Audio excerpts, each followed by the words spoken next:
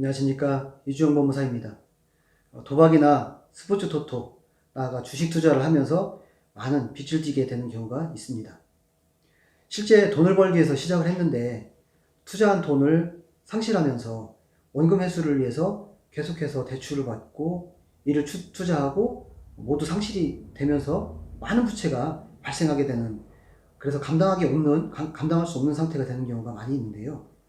이번 시간에는 도박빚, 스포츠 토토, 주식 투자로 빚이 늘어난 경우에 개인회생을 신청했을 때 법원에서는 어떤 보전명령을 내게 되는지 알아보겠습니다.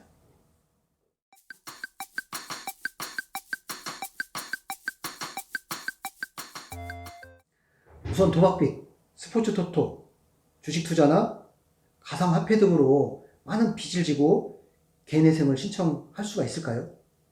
결론부터 말씀드리면 가능합니다. 다만 도박빚, 스포츠 토토, 주식 투자로 인해서 발생한 채무의 경우에는 개인회생 사건에서 일반 채무보다는 더 불리한 조건으로 사건을 진행할 수밖에 없는 상황입니다. 법원에서는 주식 투자나 가상 투자 화폐를 어떻게 보고 있을까요? 법원에서는 이를 도박과 같이 취급하는 것이 일반적인 사례입니다. 대출을 통해서 주식 투자나 가상화폐 투자하는 것은 투기 행위로 인식하고 있기 때문에 주식, 가상화폐, 스포츠 토토, 도박, 이것들은 일반적으로 같은 부류로, 같은 범주로 보고 개인회생을 진행을 하게 됩니다. 이와 같이 채무자들에 대해서 개인회생을 신청할 경우에는 법원에서 어떤 보정이 나올까요? 법원마다 또 사건마다 그 내용이 조금씩 다르긴 하지만 공통적으로 변제율을 최대한 높이도록 요구하고 있습니다. 또 주식 투자나 가상화폐, 도박, 사용처가 소명이 안 되는 부분들은 전액 청산가치에 반영하라라는 보정을 내고 있습니다. 최근 개인회생 보정 사례를 살펴보면은 채무자가 도박으로 탕진하게 된 금원을 전부 소명을 하고, 만약에 소명이 안 될 경우에는 이 부분 전액, 원리금 전액을 상환하라라는 보정명령이 나오기도 합니다. 원금뿐만 아니라 현재까지 발생한 이자까지 모두 상환하라는 보정이기 때문에 도박빚의 경우에는 절차 진행이 상당히 까다롭고 진행에 있어서 더 많은 관심과 주의가 필요한 상황입니다.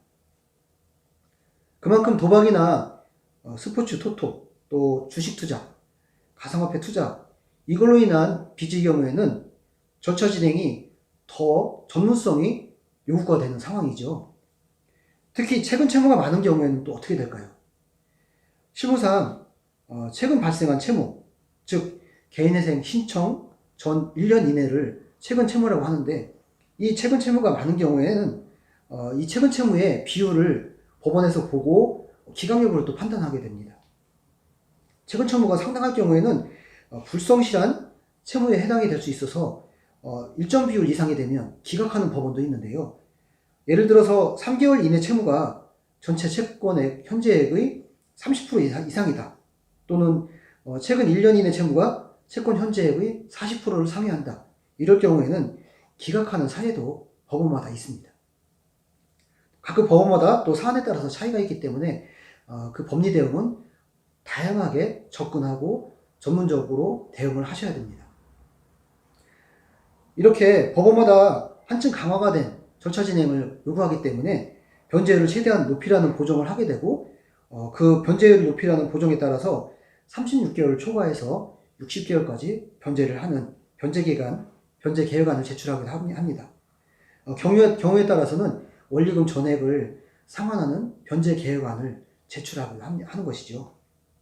도박빚이나 스포츠 토토, 주식 투자, 가상화폐 등으로 많은 빚이 발생한 경우에 개인회생은 가능하나, 이 경우에는 일반 사례와 달리 변제율 등 상당히 주의를 요구하고 또 필요에 따라서는 전문가와 상담이 필요한 부분들이고, 성공적인 개인회생을 위해서는 이런 부분들 대응이 상당히 중요합니다.